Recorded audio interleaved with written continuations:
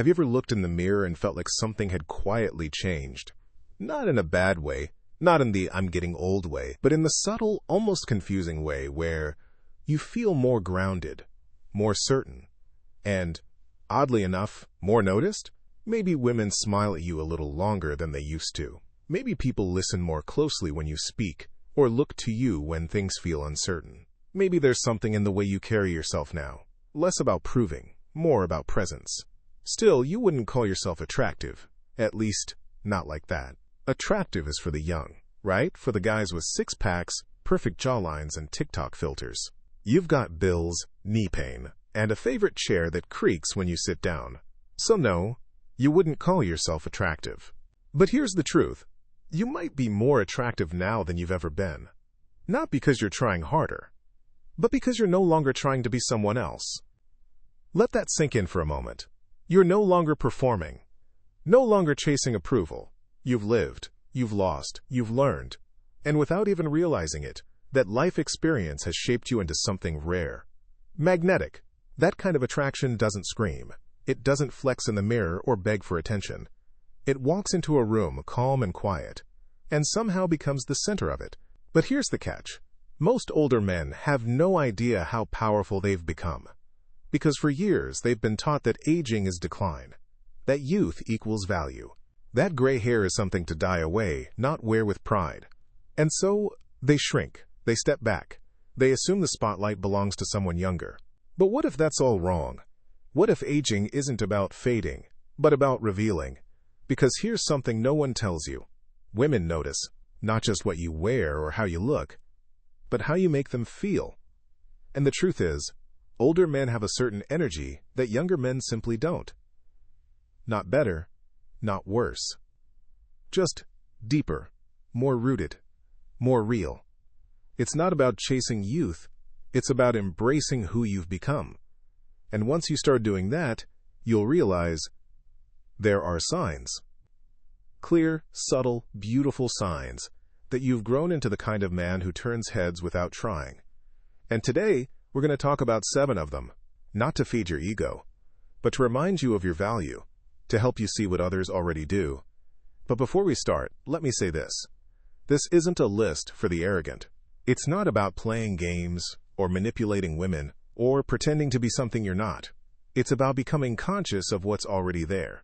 The quiet confidence, the depth, the kindness that doesn't need applause. Because attraction, real attraction, isn't about impressing people. It's about being so rooted in who you are that others can't help but be drawn in. So if you've ever wondered, am I still desirable? Do I still have it? Is it too late to feel wanted, admired, or even pursued? This video is for you, not to convince you that you're enough, but to remind you, you already are. Sign number 1. You don't try to impress anyone. And that's impressive. You've stopped performing. You're not chasing claps or craving approval in every room you walk into. You don't feel the need to dominate conversations, show off your latest accomplishments, or pretend to know things you don't. And that, surprisingly, is magnetic. Because most people, especially younger men, are still stuck in the loop of proving themselves, flexing success, dropping names, always trying to be the most interesting person in the room. But you've realized something much deeper. Being interesting doesn't come from saying a lot. It comes from saying just enough when it matters. You speak less, but your words land more. You don't show off, yet people respect you. You're not flashy, but you hold weight. And women notice that, deeply. They sense when a man is secure, when he doesn't need their attention, and so they give it. You've become the kind of man who doesn't chase the room.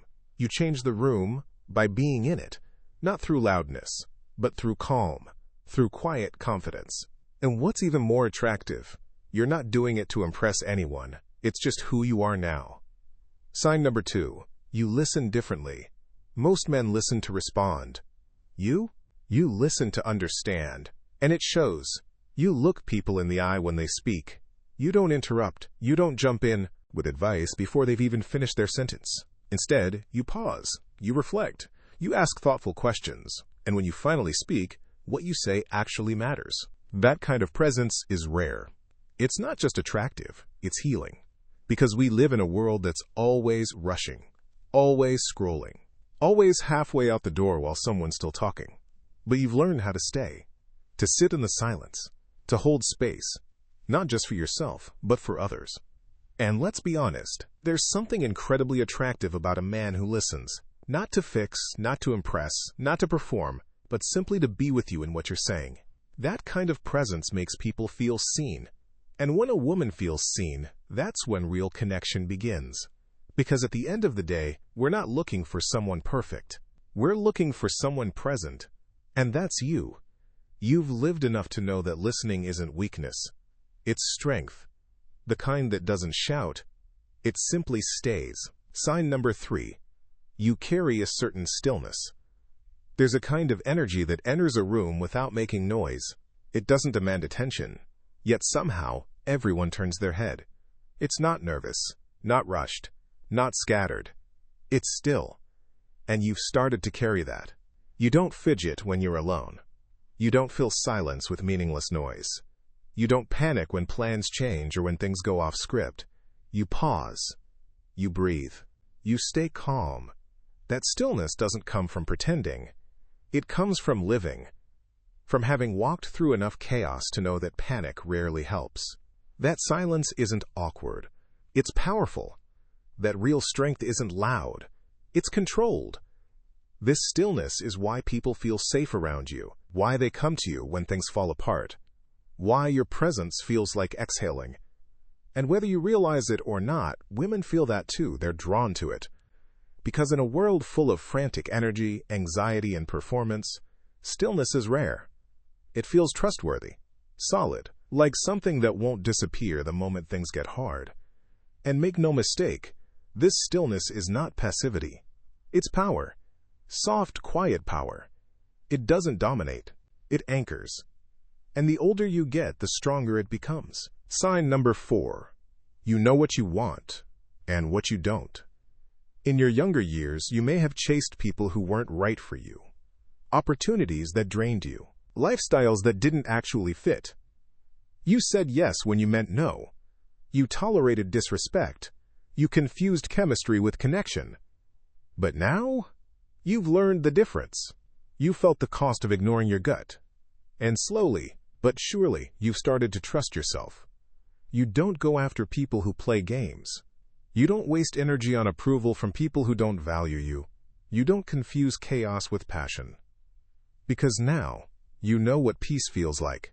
You know what alignment feels like. And that clarity, that self-awareness, it's incredibly attractive. Because it means you're not looking for someone to complete you. You're looking for someone to complement you. It means your standards come from experience, not ego. You're not trying to impress. You're trying to build something meaningful. And here's the magic. When you know what you want, you become magnetic to the people who want the same. You no longer attract through effort. You attract through alignment. And that kind of clarity doesn't come from reading books or watching videos. It comes from living, from losing, from learning the hard way. It's not about having it all figured out. It's about being real enough to admit what no longer works, and brave enough to walk away from it. Sign number 5. You make people feel safe, without even trying. There's a certain feeling that people get when they're around you. It's not flashy, it's not overwhelming, but it's deeply comforting. They feel like they can exhale, like they can take the mask off, like they don't need to perform to be accepted. And that's because you no longer perform either. You're not judging. You're not scanning for flaws. You're not trying to fix people the moment they open up. You just hold space. You listen. You stay present. You meet people where they are, not where you want them to be. And for someone who spent their whole life feeling misunderstood, overlooked, or dismissed, that kind of presence is magnetic, especially for women. Because the world constantly tells them to shrink, to be quieter, to stay polite even when they're hurting. But then they meet someone like you, someone who doesn't rush them, doesn't pressure, doesn't take more than they're ready to give. Someone who looks at them and says, without words, "You're safe here. You don't have to be anything but yourself." That's not something you learn from a book. It's something life teaches you. After you've been on the other end of that silence. After you've had to sit with your own messiness and learn how to stay anyway. And now you give that gift to others. Not because you're trying to be a healer, but because you've learned how to be human. And that truly is rare. Sign number 6. You're not in a rush. With anything, you've stopped racing the clock. You no longer measure your worth by how fast you respond to emails, how quickly you climb a ladder, or how soon you win someone over. You take your time. And that, ironically, makes people want to give you more of theirs. Because rushing is exhausting. We live in a world that wants everything now. Instant gratification, quick fixes. Swipe, click, move on. But you've learned the art of staying, of letting things unfold instead of forcing them. You don't treat conversations like transactions. You don't treat relationships like checklists. You don't push things before they're ready. Instead, you create space. You give people time to open up, to trust, to meet you at their own pace. And that patience, that pacing, it's attractive as hell. Because it tells people, I'm not here for the highlight reel. I'm here for the real thing. And more than anything, it tells them you're not desperate. You're intentional. You're not rushing because you know what's worth waiting for and what isn't. You're not trying to fast forward to the good part. You're willing to sit through the in-between.